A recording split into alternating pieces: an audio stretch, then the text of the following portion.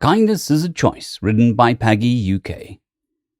Most species universally agree on one truth about humanity.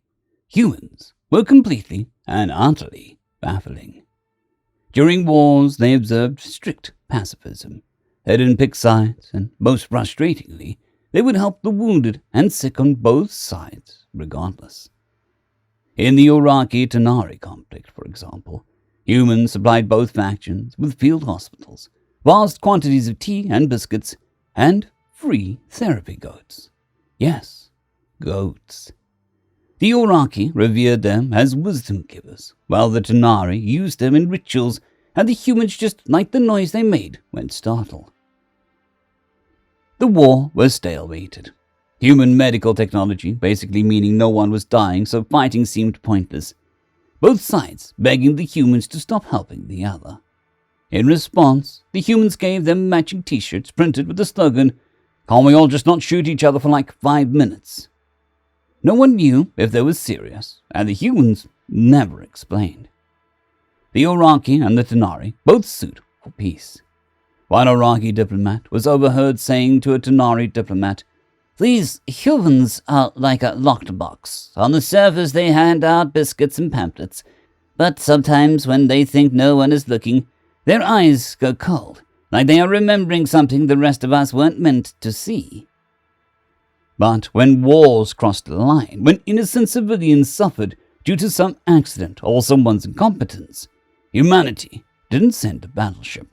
They sent administrators with binders.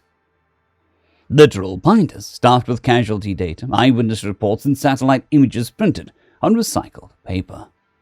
They would often march into the combatants' command centers, generally unchallenged, and make them watch presentations titled, "You Absolute Disasters," and give out pamphlets titled 10 Easy Ways to Not Commit Atrocities. One time, a human negotiator made a hardened alien warlord cry, not by yelling, but just looking disappointed. That apparently was far worse. The galaxy as a whole tolerated humans simply because they were annoying in a way that worked. They didn't conquer and they didn't control. They mediated and they coordinated, and peace followed them, often despite themselves. Even the most brutal warlords couldn't stop themselves from accidentally making peace after having to deal with the humans. It was weird and deeply unsettling, especially to the Galrak war mind. Galrak didn't understand humans, but they did understand threats, and the humans terrified them. Not because of the humans' weapons or human battle fleets, as they appeared to have neither, but because humanity made others stop fighting, because even Galrak vassals began requesting human advisors. This wasn't just influence, it was a contagion. The Galrak war mind, scared of losing control or simply jealousy of the humans, decided to act. And so the Galrak decided to revoke the humans, to make them fight and dispel the myth of human pacifism and moral superiority. The Galrak didn't just bomb a Benuvi orphanage during the surprise invasion of the Benuvi colony. They broadcasted it, multi-spectral, multi-angle, a deliberate surgical strike. After the dust settled, the feed cut to General Rushk, the warmind's public face and mouthpiece. He stared into the lens and spoke with venom. "Humanity, your hypocrisy offends. You profit from war by aiding both sides. You are cowards. Fight us." The camera then panned to the rubble, and in the ruins, a bloodied toy, a barely made out of print, was visible, donated by Earth's Children's Peace Network. Then static. For several days, the response from humanity was quiet, and then a single broadcast was sent out on all networks and communications channels. A human woman stood at a podium. There were no flags, no symbols, just black cloth behind her. She took a moment to compose herself, and then, staring straight at the camera, she spoke calmly. "My name is Commander Mina Cho of the United Terran Diplomatic Corps. The violent and deliberate act of violence against the orphanage maintained under Earth Benuvic Accord was destroyed to simply send us a message." She took a moment to compose herself again before continuing. 312 children and 47 staff are all gone. This callous act was not collateral damage or a mistake. It was a message. She looked straight into the camera, and something changed in her demeanor, sending shivers down the collective galaxy's spines, or their physiological equivalent. Message received. And with that, she stepped away. No questions, no binders. The Golrak chose to strike first. Their invasion fleet, heading towards one of the human colonies, simply disappeared. The Golrak then tried to jam Earth's systems and communication networks. In response, they lost contact with 18 of their star systems. Not bombed, not destroyed, just offline. Their satellites began singing Terran lullabies. Power grids shut down, military hardware rebooted, inoperable, and engineering logs were overwritten with a warning, "You wanted clarity." The first retaliation was surgical. A Golrak shipyard, over 2 kilometers long, simply vanished. Not destroyed, just deleted from existence. Golrak sensors showing nothing, only static, but when a frame-by-frame playback was run, it showed a humanoid figure standing in the vacuum of space, staring back. Its face was human, its eyes were not. It whispered, "Do you know what it means to disappoint a species with gods they outgrew?" It was at this point that ancient legends began to resurface, stories were told, and rumors began to spread. Humanity hadn't always been these peace-loving. They had been warlike, like the other races, but had suppressed the violent urges. Their personalities had split. One half of them wore soft clothes, brought goats and binders, and played galactic parents. The other half of their personalities had been buried deep, only to see the light of day when humanity had been pushed too far. Its sole purpose in being was to be a response to human rage. It activated dormant weapons, AI trained on grief and injustice, machines encoded with ethical rage, all released when the innocents were betrayed beyond repair and humanity's patience had run out. Like when somebody had intentionally hurt children. There was no invasion, no fleet battles, no great war like the Golrak wished.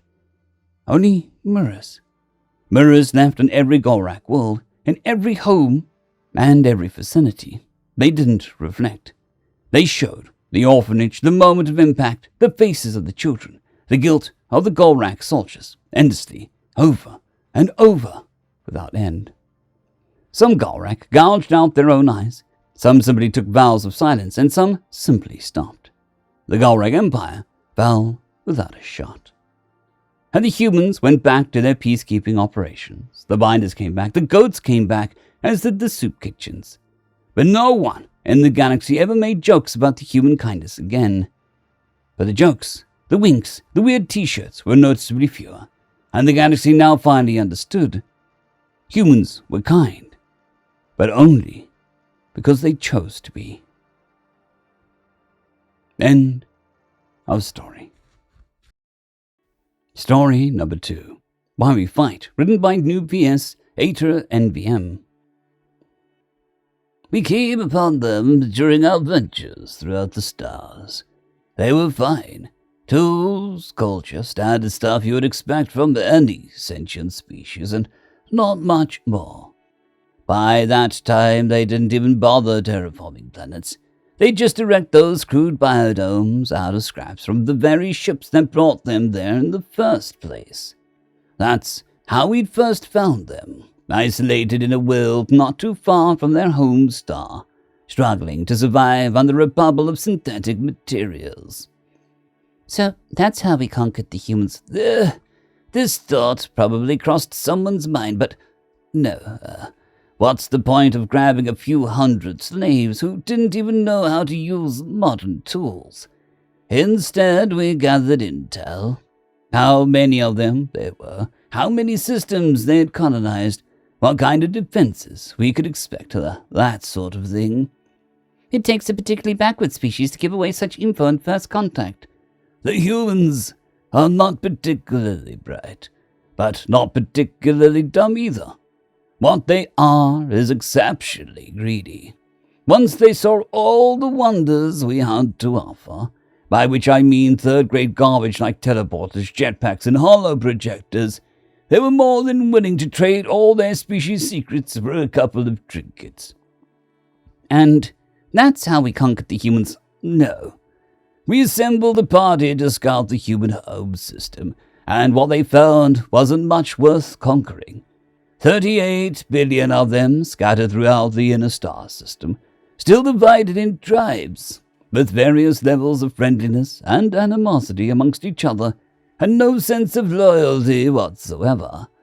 Always willing to shift alliances for the smallest of gains. So that's how we conquered the humans? No. Well, it would be easy to divide and conquer the humans. Their fragmentary nature made it easier still to bargain. If a human tribe was willing to provide 8 trillion credits for a fusion reactor, another tribe would soon offer 18, and so we managed to extract all of humanity's worth for little more than a few pieces of outdated trash. And when the humans ran out of credits, that's when we conquered them? No. Once the humans ran out of anything of value, they started borrowing. You see, just because a human has nothing to their name doesn't mean he'll stop buying random worthless trash, and given they're the one species willing to work the jobs too dangerous for drones and too boring for AI, they can always make more credits. So our banks were perfectly happy to lend all the rope they needed to hang themselves. And when the humans failed to pay us, that's when we conquered them? No. You see, if you slaughter your cattle, you'll have a few nice meals, and that's the end of it. But if you cut off a limb from time to time and allow it to regenerate, you'll be eating well for your life. So when the humans first failed to pay us back, we came up with a plan for reduced payments, additional lines of credit, that sort of thing. Occupied some of their systems, took the profits of a few pops as guarantee, and by the time the humans managed to recover, we left them alone to keep buying our stuff. Slowly walked back to the slaughter on their own. And that's when we subjugated the humans? No. Well, we had to bail out the humans many times more. We always had more to gain, letting them pick themselves up and go face first into the floor again, then straight out enslaving them. You see, stumbling and fumbling, the humans gradually started to pick up on our tech, sciences, and all of our advancement, and eventually they caught up with the rest of the galaxy.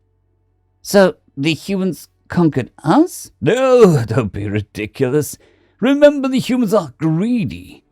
When a species drowned in debt reaches a point where they can provide their needs with spare, they'll start paying off what's due, build up some reserves, and eventually use those resources to transcend their current state of development. For the humans, however, making more money simply meant that they could drown into more and more debt. So they did not, nor ever will, stop owing us, stop buying from us, or be free from us in any way. Then why are we in a filthy trench at the edges of the cosmos protecting a human colony? What did you do before you were conscripted? I worked at sales to our own kind? No. To the humans, like half the galaxy. So if the humans were to fall, you, along with half the galaxy, would be out of a job. I guess that makes sense, except why are there no humans in this trench with us? Are you making any money right now? No. And neither would a human. If we take them away from their jobs, they won't be able to pay us back. So, do the humans owe us, or do they own us? How the fuck am I supposed to know? End of story. I would like to thank our T5 members and patrons, Casper Arnholtz, John Creighton, Vidmori, 050, Dragzoon WRE, and Elijah Silvercross. Thank you very much.